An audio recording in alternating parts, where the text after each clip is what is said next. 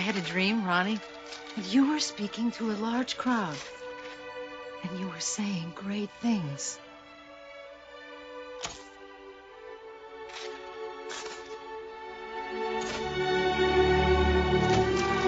Our next speaker is one of our Vietnam veterans who has something very special to say tonight. Please, be quiet. Coming up top. Well, what are you going to say tonight, Mr. Kovic? My fellow delegates, I'm just gonna tell them the truth. Any plans for the future? we need your help. This will see. Mr. Kovic, would you please sign your book? Young man, We're not sure. National Secret Command. All righty, coming through. All right, sweetheart. Right on through. Right on through. How does it feel, Mr. Kovic, to be addressing the entire country? Overwhelming. An honor. It's been a long way for us, Tibet. Just lately, I felt like I'm home. You know? Like, maybe we're home.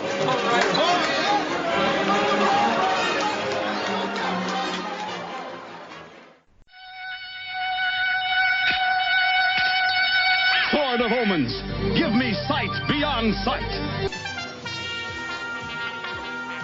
Greetings, Starfighter. You have been recruited by the Star League to defend the frontier against Sewer and the Kodan Armada. Get ready. Prepare for blast-off. Hey, Doc, we better back up. We don't have enough road to get up to 88. Roads? Well, we're going, we don't need roads. Remember, no matter where you go, there you are. This is 80's Reboot Overdrive Podcast. We were dancing just like Swayze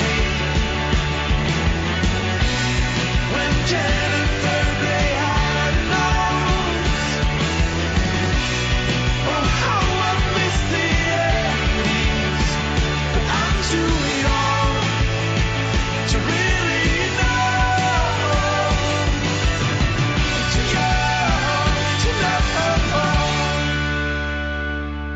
Oh my god.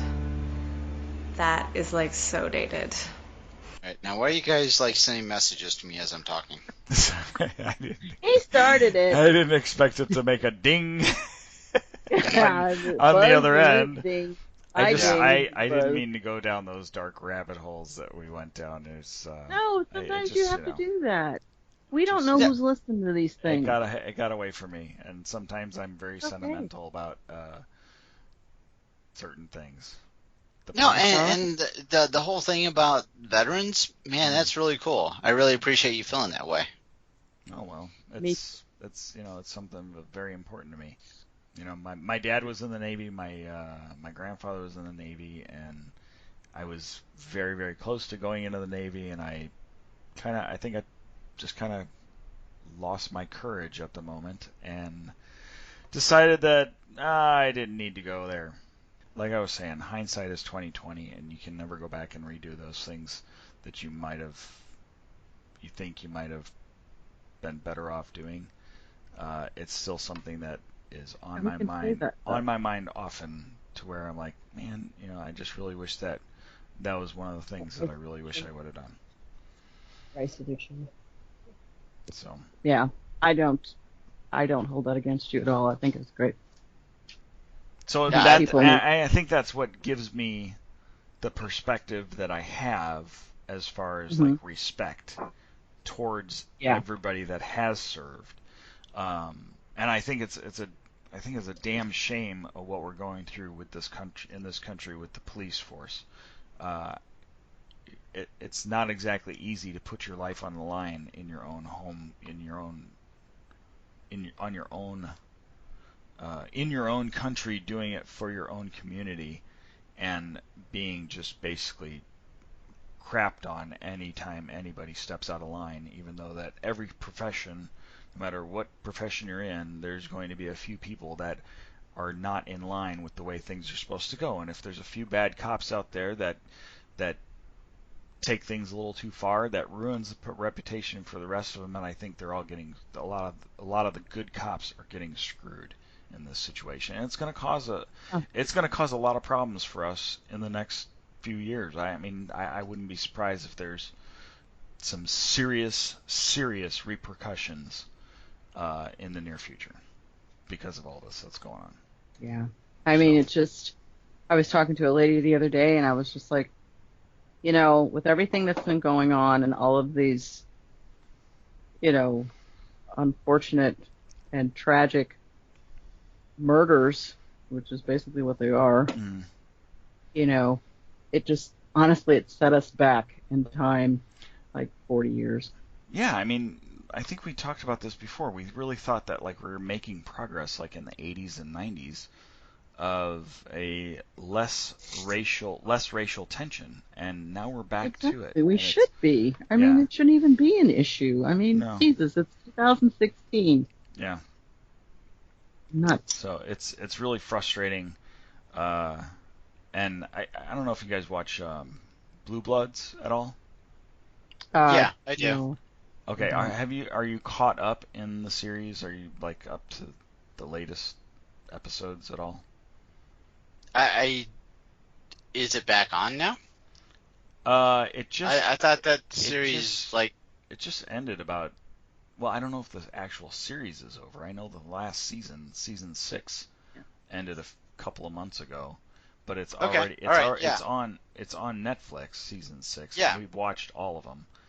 Yes. It really touches base on a lot of the stuff that's going on out there now, and it's almost hard to watch because it's like watching the news. You know, it's really sad that it's gotten to that point. So, I just think there's a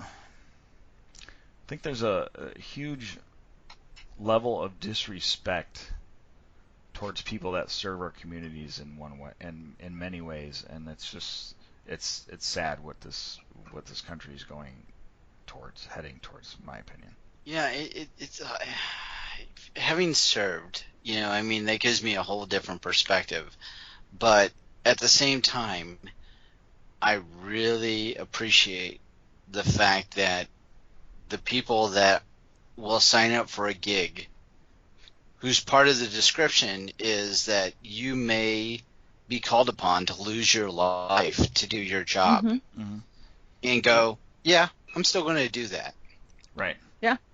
You know, and, you know, regardless if that's fireman, if that's a policeman, if that's a military, I mean, that is really kind of awesome for them to be able to go, you know what? Yeah, I'm going to do that because that's for the greater good. That's for, you know, helping my community, helping my, my nation, you know, and yeah, those people, you know, albeit there's some of those that aren't the best people in the world. I'll give you that. You've got every kind of, you know, like any work function, you're going to have people that aren't the, you know, the up and up, the best ones of the bunch. Yeah. You know, but they still signed the line and said, I'm willing to follow orders and I may lose my life because I'm doing what I'm told. Yeah. You know, and so those people deserve some degree of respect. You know, whether, and now, I mean, the ones that, you know, are, you know, on the up and up and are the, you know, the top of the bunch, you know, they're the superstars. They're the ones that, you know, those are our heroes. Those are the people that should be getting the accolades. You know, and yeah, unfortunately they're not getting it. No. And that's the part that's disheartening, you know, for me. Yep. Yeah. It's a scary world we're heading towards. Yeah. It almost. Boy, I know there's some deep subjects here. Yeah, I tell you. Let me ask you guys, because you both have served, does the way sorry, it's really hard to express what I'm thinking here. The question, is the way today's the situations that are going on today, does that almost negate your service? Like, does it make you feel like you served almost for nothing because we can't even control what's going on in our own country, let alone outside of the country? I know it's a crazy question, but does it almost like kind of take away from the whole service in the military? So I guess I'm trying to understand the way the question I know is coming it's across. hard to... So what you're asking is that if given what I know now, would I still have enlisted? Is that kind of what you're asking? Wow, I guess so. I guess in a way, I didn't see it like in my head as I was trying to ask this question. I didn't see it that way. I try but to make it generalize as much as possible. And that makes sense. The way you express it makes sense. Knowing what you know now, even because our country is so screwed up within its own borders, would you go and try to serve to protect what is going on in this country, like protect our freedoms? I would guess yes, right? You'd still do the same thing. Rose, you want to take that first, or I'm sorry, this is going away. Yeah, no, I was waiting for Dave to respond because I already know what I'm going to say. And I do. I'm do not. too, yes. There's no disrespect meant by any of these questions. Of course not. There shouldn't be. I mean, no, I would still do it. Because it's for the freedom that we're fighting for, everyone's freedom. And the protection of our country. Yes, it's in a bit of a crap hole at the moment, but name me an era in time when it wasn't. Okay, and I would probably go, really? Sorry. Hello, rose-colored glasses, people. Yeah. But I would still do it because, that was my decision. And I feel very strongly about what I did in the military. Granted, I was sitting behind a desk, but I was support. I was support for, the companies that went out there, the boots to the ground, so to speak. Yeah. And I made sure they had everything they needed, and I made sure that, their existence, and their transition to where they needed to go was smooth, and effortless. Yeah, I'd do it again. If I could, if they'd take me, sure.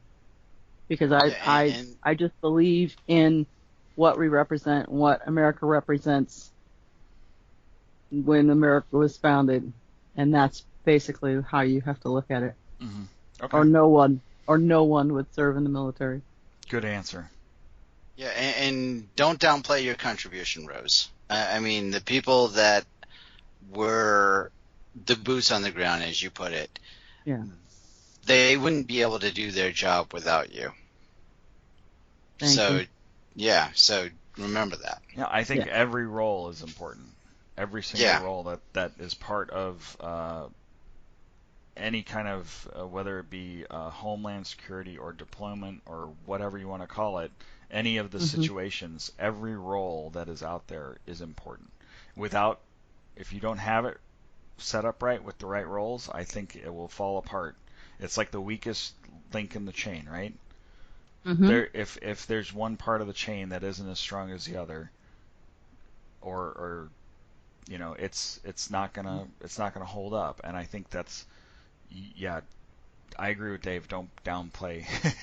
Just because you were sitting behind a desk, you still had a huge role, and you still signed up for it to help in protecting our freedoms. So, that's a big deal. Yeah, and so to my answer to that question, would I do it again knowing what I know now? The answer is, and to borrow a line from A Few Good Men, yes, I would do it again, and every day of the week and twice on Sunday. And the reason why I feel that way is a lot of what Rose echoed. It's you can't think of what the people that have the freedom, and what's being done under that premise of that freedom to as the reason not to do it. The whole point is we have those liberties, we have those freedoms, and they need to be protected, and they need people to do it. So I was very proud to have done that, and knowing what is going on in the world, or going into the America right now. Sure, there's problem areas, but there's still freedom, and the reason why there's still freedom is because there's people that are willing to sign up to put their life on the line for that. And I was honored to be able to do that at the time that I did. Well, thanks for going along with the conversation, you guys. Not a problem. It's near and dear to my heart, and I just, all my respect to everybody that's been in that situation and served, and whether it be police, fire department, military, all branches, Coast Guard, you name it, and you're signing up for something that I don't think a lot of us are willing to do. And if you're not willing to do it, then you need to shut up. You know what I mean? Yeah. If you're not, that goes about with anything. Yeah. And you have to even look beyond that. And, doctors and nurses and teachers and, people that come in contact with, human beings on a daily basis, give their all, to make people better, better learners, better, just better health, you're willing to put your hand, in to say, okay, I care about humanity and I want to make a difference. Right. Cool. Well, you guys are awesome. No, guys, this has been good conversation. I gotta say, I love this deep talk. Sometimes I don't have a lot of people I can talk to when it comes to this stuff. So it's been very enlightening from your points of view. Anyway, cool. So who would have thought that this would have been a tail end of a Tom Cruise conversation? Well, you know what? I'll tell you what triggered it was that dang Born on the 4th of July. No, I know. Oh, yeah. That's a harsh movie, man. It's so deep, and sometimes you just it triggers thoughts in my head that Anyway. Yeah. All right. There's a lot of those movies though in the 80s that would have that same kind of trigger, wouldn't it? I mean, if you look at things like when we started out the conversation, we were talking about Less Than Zero. If we would have went down that road, we could have had a very long conversation about, people that may have been affected in our lives due to abuse. Once again, substance abuse, drug abuse, whatever. Exactly. Bang the drum slowly. Think about it. I mean, if no one in the 80s ever heard of AIDS, yeah, with that movie, how much of an impact would that have had? If somebody would have just made that up. It's just like, ooh, let's make up a movie about a really nasty virus. And then people have done it, and they're sci-fi films, basically. Right. But this shit was really happening. Yeah. And no one cared because, it's just happened to the druggies and the gay folks. That's their comeuppance. That's what they get. No one actually said it out loud. Maybe a few people did. But, it's like, it took a lot of people. And then when, once again, famous people started dropping, like, oh my God, we've got to do something. We just lost Rock Hudson. I'm just like, really? What about the 5,000 other guys that died before him? Right. Not that Rock Hudson wasn't important, but I'm just saying, it really hit home. We lost Freddie Mercury, but right. It's like wherever you were, wherever it was important in your life, now it hurts because you see something that's been out of control for a while now. The drug scene, yeah. We've known about it forever. And people like, oh, lost Jimi Hendrix, died choking on his own vomit, it was a drug overdose. And that didn't seem to bother anybody. Maybe Jimi Hendrix, and he probably thought it was kind of fucked up, but, it's just, it started filtering into the schools and colleges and, wherever, and it's just like, oh my God, we've got to stop this horrible drug problem in America. Oh, I mean, since when? When like, you look at since birth? Janis Joplin, John Bonham, Jim Morrison, Bon Scott. Yeah. Just there's a lot of them. Yeah. Same with alcoholism. Yeah. It's just any type of you have something that just ravages, people to the point of death, then it's like, oh, here, let's make a movie about this to bring us an awareness to the people that are maybe not quite that familiar on the subject. Yeah.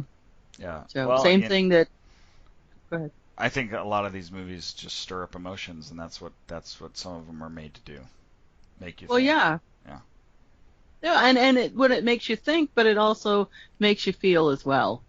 And if it starts one person going, damn it, I'm gonna go and be an advocate for this, or I'm gonna take my stand on, and I'm just gonna plaster, say no to drugs all over my school, or I'm gonna patronize my local clinic and hand out pamphlets to people that, makes them aware of what's going on, so they don't get AIDS and, things like that. All it takes is one person,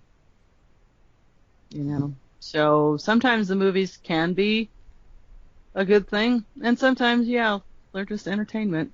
Some people just look at them, oh, that was entertaining.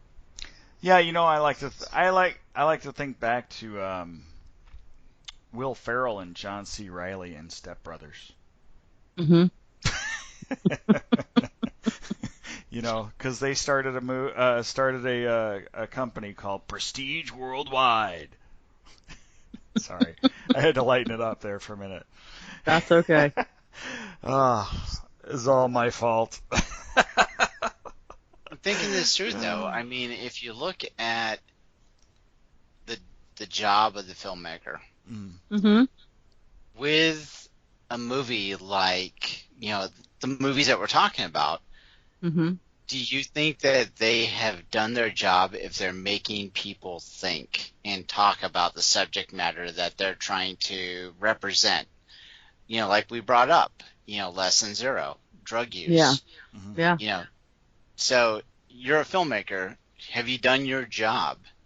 If you're making people years later, because we're in 2016, that mm-hmm. was a 1980s movie, mm-hmm. we're still talking about drug abuse because of that movie. Yeah. So now, full circle, we started our conversation because of Tom Cruise in, Born on the 4th of July. Mm-hmm. Did the filmmakers do their job? Because we've obviously spent a lot of time talking about, veterans. Yeah. Yeah, I think so. I think, and if they didn't, then they just got really super lucky, I suppose. Because if you ever watch, when you have a movie, it's a blockbuster hit, whatever you want to call it, and Hollywood makes this big ass, production about it, and then it seems as though people only pay attention to the ones, the serious ones. It's when it's based on a true story, or it's a documentary. Right. It's really hit people where they live with a documentary. It's just like, dude, really? I can watch documentaries until the cows come home and feel like absolutely nothing. But I think some of the directors and producers in Hollywood, get it right when they're just kind of throwing something up at you and going, hey, look at this. Did you know this was happening in real life? Right where you are in your little town. Mm-hmm. And people go, ooh, really? Wow, I can't believe it's something like that's happening for real. But it is. And nobody had to hammer them on the head go, oh, drugs, drugs, drugs, bad, bad, bad. No, no, no. You know, because the documentary said so. You know. So yeah, giving it not a documentary, but giving it like a major motion picture with a person like Tom Cruise at the helm of it. Obviously, it's did its job because we're still talking about it. Right. Yeah. Yeah, and there's a lot of other movies in that war genre that definitely we could bring up. I mean, Tom Hanks, you know, Saving Private Ryan. Or the Band of Brothers series that was on HBO. You know, a lot of those. So I think the ones that are portrayed by larger names that we just associate with bigger actors in Hollywood or something, it seems to carry more weight than the actual documentaries. Although I love documentaries, I find them very fascinating. I do too. Yeah, I do too. A lot of my documentaries have a lot to do with just really random stuff that looks interesting. But then I find out, you know, later, and then I have this really nasty habit of going, you know, I saw a documentary the other night, and it was about, and then the person I'm talking about to is like bored for like the next 15 minutes as I'm rattling off this newfound information. And I walk away feeling so enlightened from my own crap that I'm saying, you know, and I'm wondering, you think they even got what I was talking about? You know, and they're probably going, God, don't talk to Rose. Just next time she mentions a documentary, like stab yourself in the leg or something and walk away because Jesus. I saw this really fascinating documentary. It was called Faces of Death.